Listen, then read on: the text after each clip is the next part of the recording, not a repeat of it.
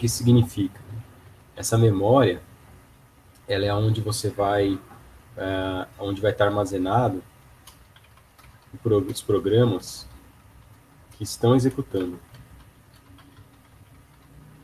E quando a gente utiliza um programa em C, a gente tem duas regiões de memória. A gente tem a região da memória stack e a região de memória heap. Então, a stack ela é mais limitada e organizada, e a heap é um empilhado mesmo de blocos de memória.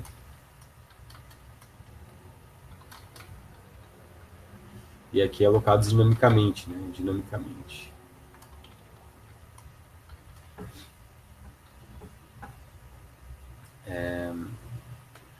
Bom, então, o que a gente tem, né? O problema dessa memória principal é que ela é muito rápida, né? Então, essa memória aqui é muito rápida.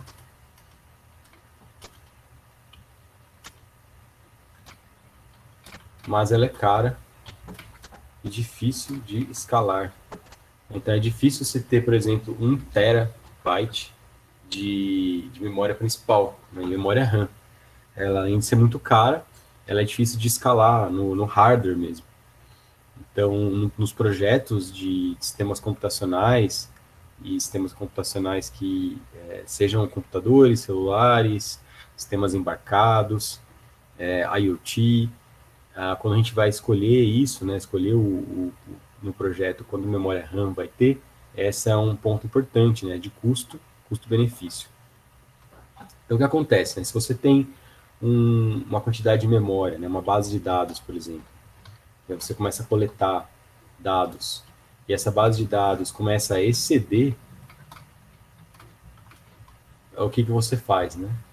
Então, sei lá, você está coletando dados da internet, né? Sei lá, a internet produz um volume de dados absurdo, né? Se você pegar, por exemplo, o Instagram, né, que é um aplicativo bastante utilizado, ou o Twitter, ou o Facebook, né? Qual é o volume de dados gerados por essas plataformas, né?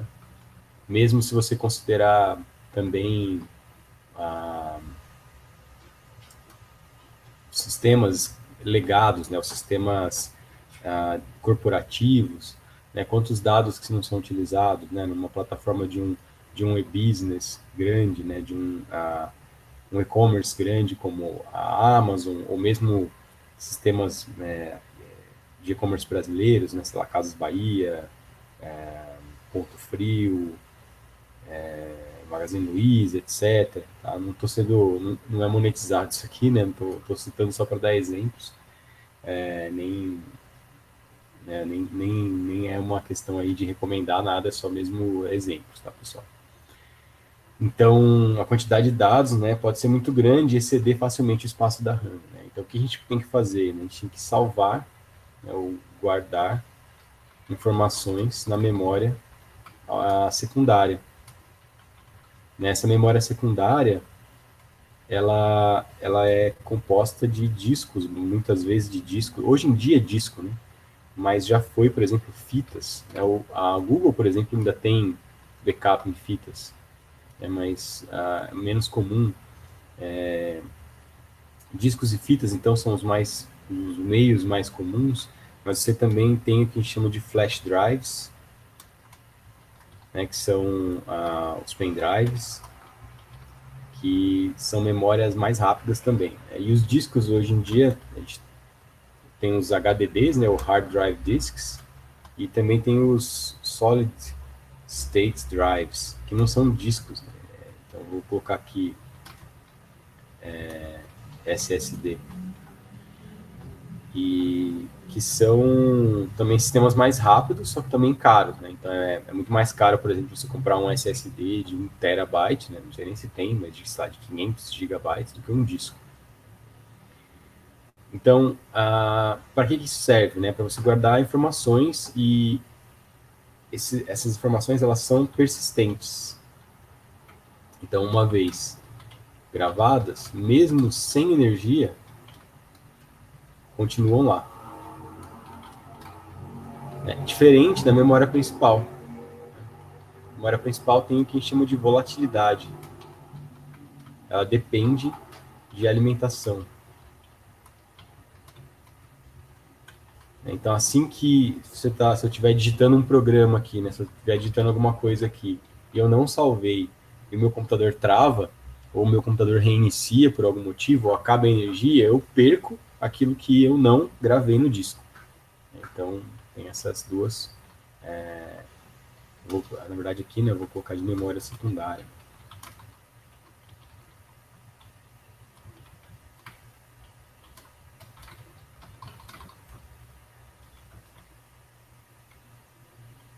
Beleza. Então, como é que a gente faz para utilizar isso em linguagem C? A gente vai criar um canal de comunicação em C, um stream, com uma interface de disco, né, ou de sistema de arquivos, na verdade. Existem vários sistemas de arquivos, né, que a gente pode ter, assim, para nós aqui na linguagem C isso é transparente, né, mas você tem sistemas de arquivos como FAT32, NTFS, ext4, etc. Então, sistemas de arquivos, então você vai comunicar com esse sistema de arquivos por meio de um canal de comunicação, um stream, e vai ficar transparente para quem está utilizando esse canal de comunicação que sistema de arquivos que é exatamente, quer dizer, você pode estar apontando para um pendrive, ou para um disco, ou para uma fita, ou para qualquer coisa, e para a gente que na linguagem C é transparente. Tá? Esse canal de comunicação, ele é implementado por meio de um ponteiro, né, um endereço. Acessamos via endereço, é como se fosse um endereço de memória mesmo. Só que ao invés desse endereço apontar para a memória RAM, ele está apontando para o sistema de arquivos no disco, geralmente no disco rígido, né, que você está utilizando. Mas pode ser qualquer um desses outros dispositivos.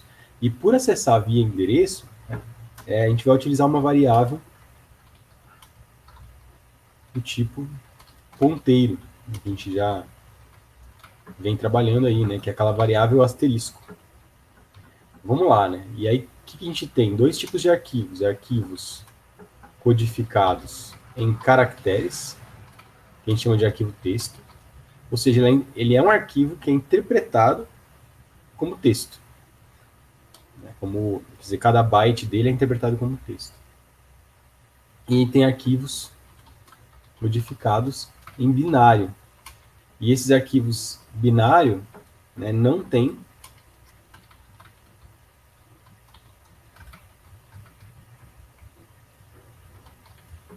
interpretação direta para leitura, né? Nesse caso aqui ele é para leitura humana. E no caso do binário, ele é para leitura do computador mesmo, né? Para o sistema do computador. Muito bem, então esse é meio que um resuminho aqui do porquê que a gente utiliza arquivos, né? Então, o que é um arquivo? Né? Ele é uma unidade de informação, um pacote de bytes, só que armazenado na memória secundária. Então, vou corrigir aqui a digitação. Então, eles são pacotes de bytes, ou blocos de bytes, armazenados e organizados na memória secundária. Geralmente, a gente dá um nome para eles.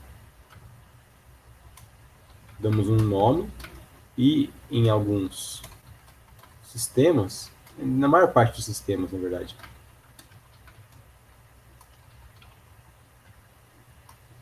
o seu tipo é identificado por uma extensão. Essa extensão é um que vem depois do ponto. Então você tem lá arquivo, por exemplo, descrição.txt. O que significa isso, né? O nome do arquivo é descrição, txt é texto. Aí eu tenho, sei lá, trabalho.doc. O que é o doc? Doc é um documento de texto do Microsoft Office, né? Tenho, sei lá, um artigo.pdf. O que é um PDF? PDF é um arquivo binário, né? Tá todos aqui, isso aqui é binário também, né? Apesar de ser quando você abrir sem texto, né? Não dá para ler ele, você tem que utilizar um software para abrir, né? Então, basicamente é isso. Também é um arquivo binário, um documento, Adobe, né? E assim por diante, né? A gente tem arquivos aí que são identificados pela sua extensão. Beleza. E esse aqui, né? Ele também é binário. Apesar de quando a gente abre, tem um texto lá dentro, nos dois, pode ter um texto lá dentro, na verdade a gente não consegue acessar ele sem o software específico para ele. O arquivo texto se abre em qualquer lugar, num bloco de notas, onde você quiser. A gente vai começar aqui com um arquivo texto, né? Como é que a gente faz aqui então com arquivo texto? Independente do arquivo, o que nós vamos utilizar é um tipo.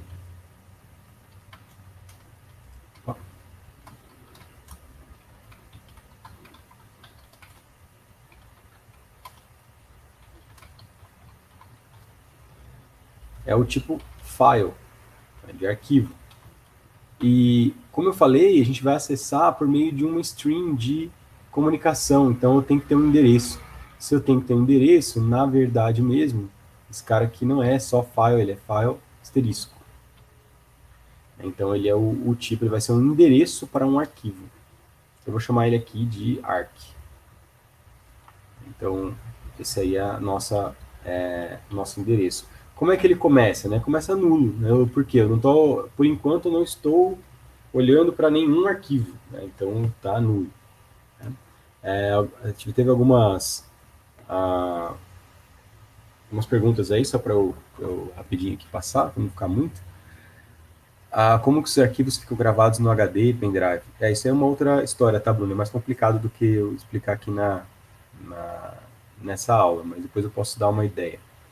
E memória secundária, memória ROM é a mesma coisa?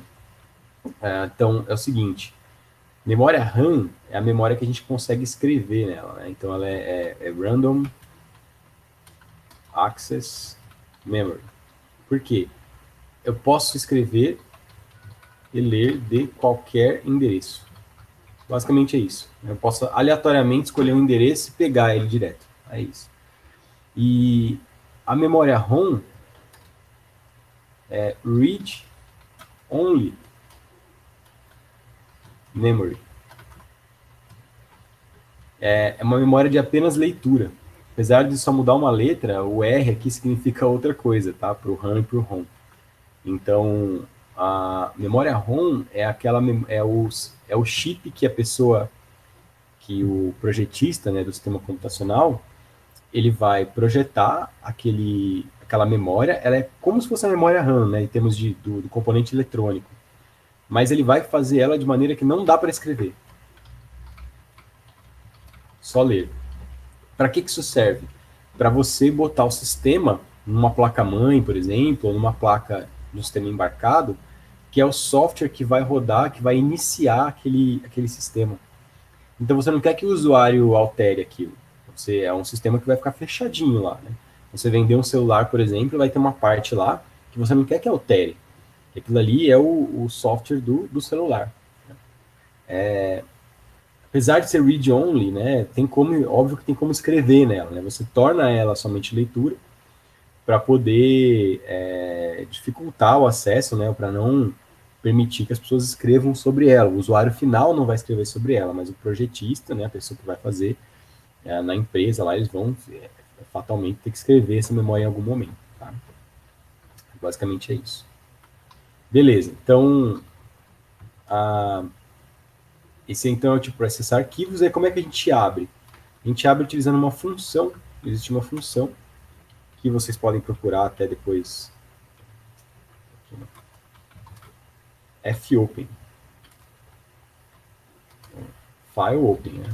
Mais intuitivo impossível. Né? E aí no manual a gente tem o que é o fopen aqui, se vocês quiserem procurar. Tá? Então tem aqui, ó, como é que é, né? O fopen ele retorna um ponteiro para um arquivo. O que ele recebe por entrada? Um path name, o que é isso? Né? É um nome do caminho. É o nome do arquivo, né? O lugar que o arquivo está. E um modo. Ambos são char asterisco.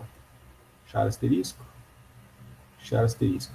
O que é esse const? Depois eu explico, tá? Mas basicamente é um char asterisco que eu não posso alterar. É basicamente isso, é um char asterisco constante.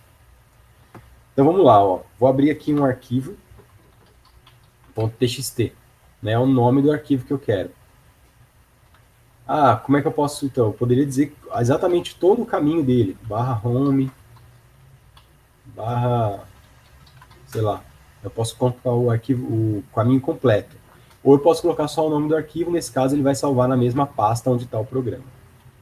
Então eu tenho o primeiro argumento, né? É o caminho, arquivo, e o modo. Existem modos diferentes de abrir. Modo W, modo R e modo A são os mais comuns. E a gente tem modificações deles depois, tá? O modo W, write, escrita. O modo R, read, leitura. O modo A, append. Append é inserção no final, né? Tipo, você está adicionando uma coisa de adição. Não sei se essa é a melhor tradução, não, tá? Mas basicamente append é você inserir no final, né, alguma coisa, né? Adicionar, como é que fala? Anexar, alguma coisa assim, né? Um modo de adição, anexação, sei lá. Não sei se tem uma tradução melhor que essa, desculpem. E aí a gente tem, então esses são os modos base, né? Vou começar por eles. Então se eu começo no modo de escrita, o modo de escrita ele cria um arquivo novo, certo? Cria um arquivo do zero mesmo. O modo leitura abre um arquivo já existente. E o modo append abre um arquivo, quer dizer, ele, depois eu mostro ele aqui, tá? Ele tem um caso particular. Vamos começar com o W com R. Então, como é que funciona aqui no caso do W? Então, nesse momento aqui, eu criei um arquivo. Assim que eu abrir com o W,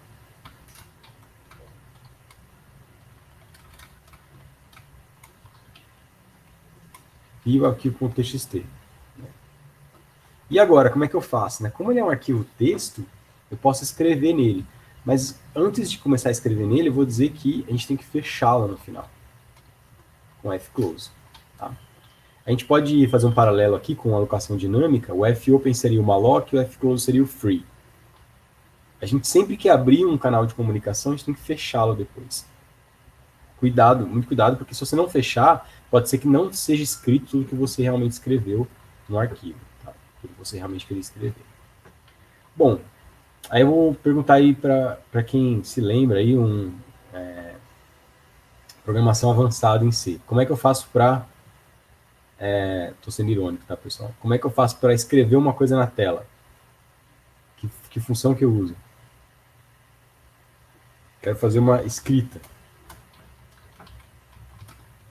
Printf, certo? Agora eu quero ler do teclado. Como é que eu faço? Então, escrita na tela é saída. Boa. Scanf. Entrada de dados. Agora a gente vai usar o printf scanf, só que para arquivos. Como é que é esse nome, então? Bom, se printf é saída normal, scanf é entrada normal, se é de arquivo, em inglês arquivo é file, então f printf. Nossa, que difícil. E f scanf, certo? Bem tranquilo. Bom, quando eu faço um f printf, o que eu tenho que especificar? A única coisa é que o fprintf ele vai escrever onde exatamente? No arquivo. Então eu tenho que usar aqui no comecinho, ó, esse cara aqui, ele tem que ser o mesmo do arquivo onde eu quero escrever. Por quê? Eu posso ter mais de um arquivo aberto ao mesmo tempo. Posso abrir vários aqui. Posso criar vários files asterisco e fazer vários fopens. Tá? Então tem que especificar isso. E aqui eu escrevo. Então, texto que será gravado no arquivo barra N, e ele vai dar quebra de linha, inclusive. O que é legal do fprintf é que na prática, se a gente quisesse utilizar só o fprintf, dava. Por quê? Se eu escrever no std out, o que eu estou fazendo é escrever no terminal. Tá? Então, ao invés de utilizar o arquivo, eu estou utilizando a saída padrão, que ela é vista como se fosse um arquivo também. Então, eu vou deixar isso para lá. Mas se vocês quiserem testar aí depois, fprintf com std out é igual ao fprintf normal. Tá? Então, beleza, esse é o texto que será gravado no arquivo e vamos fechar, vamos fazer só isso. Aí vamos ver aí se funciona. Então, vou sair aqui, gcc arquivo texto -o arct, então só para mostrar aqui, né? De TLS não tenho nada aqui. Ixi, já... Não, tem o arct já está aqui, certo? Beleza. Então, vamos pegar aqui e mostrar bonitinho. Vamos rodar agora o arct. O que ele fez? Criou o arquivo texto que eu precisava, que é o arquivo.txt. Esse cara aqui. Quantos bytes ele tem? 34. Por que ele tem 34 bytes? Porque é exatamente o tamanho aqui dessa string. Tá? Ela tem 34 caracteres. Como é que a gente faz para ler esse arquivo? Se tiver no Windows, você pode abrir no bloco de notas. Aqui no Linux, existe o comando cat. Esse comando cat ele exibe o que o arquivo tem. É o conteúdo do arquivo. Tá lá. Aqui então, o texto que será gravado no arquivo. Dá para abrir com VI também. Porque na prática, né, um arquivo .c, na verdade, é um arquivo texto. Então é isso. Beleza. Então agora o que a gente pode fazer? Qualquer fprintf que a gente quiser. Então, vamos pegar aqui uma variável e digite a quantidade de números numa sequência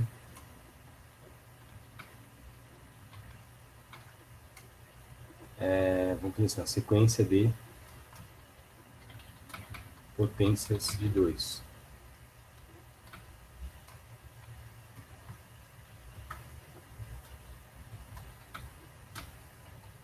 A armazenar.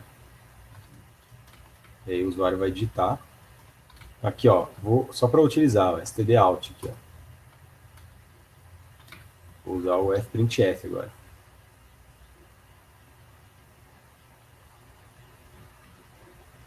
E aqui, porcentagem D,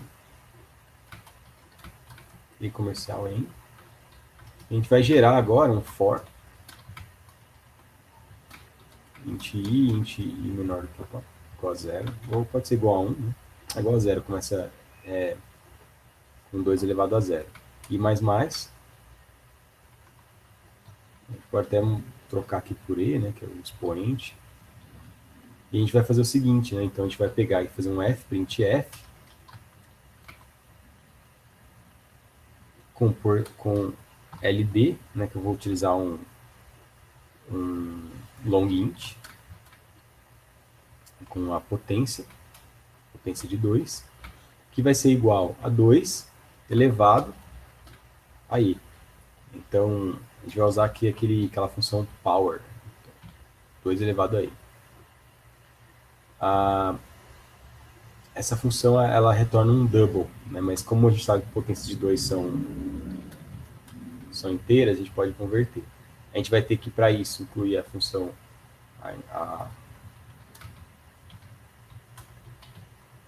math.h.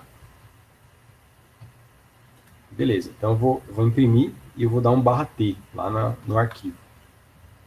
Arquivo, potência de 2. Certo? O que isso está sendo feito? Então, está sendo todo gravado dentro do arquivo. A gente pode até dar agora, imprimir na tela aqui, ó.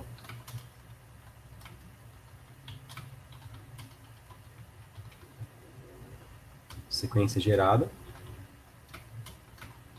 E aqui eu estou usando só o fprintf para mostrar que dá para fazer, tá? Mas eu poderia estar usando printf aqui, não preciso sofrer também, ficar digitando coisa a mais. E sequência armazenada no arquivo .txt. Beleza? Então, quando eu fecho o arquivo, eu tenho certeza que ele armazenou tudo. Vamos lá. Compilei. Opa, faltou aqui a referência para a função de potência, que eu utilizo menos LM. Então, arct, ele vai pedir o tamanho da sequência de potência de 2. Vamos começar com 10. Faltou aí uns barra N, né, para ficar bonitinho. Então, barra N aqui, barra N aqui. Mas tá. Então, o que a gente olha aqui, né? Olha o arquivo.txt. Então, tá lá a sequência de elementos, né, que eu pedi, né, 10 potências de 2. Vamos trocar o barra T aqui, acho que não tá legal, vamos por uma vírgula, um espaço. Então, compilei de novo. Agora vamos rodar. O tamanho da sequência de potência de 2. Eu pus 10, vamos pôr agora 1000, né? Ou 100. Beleza, agora tá bonitinho. Sequência gerada, sequência armazenada. E tá aí. Aí estourou, né? Em algum momento aqui, ele estourou aqui a quantidade de long int. Então, deu aqui, ó. Até uma série da sequência ele funcionou e depois nem o long int não aguentou o exponencial, tá? O valor exponencial aqui da potência de 2. Tá? Explodiu. Fez overflow e aí, enfim. Aí dá até para se tentarem calcular aí qual é a máxima potência de 2 que dá para armazenar e impedir o usuário de digitar isso, tá? Se vocês quiserem.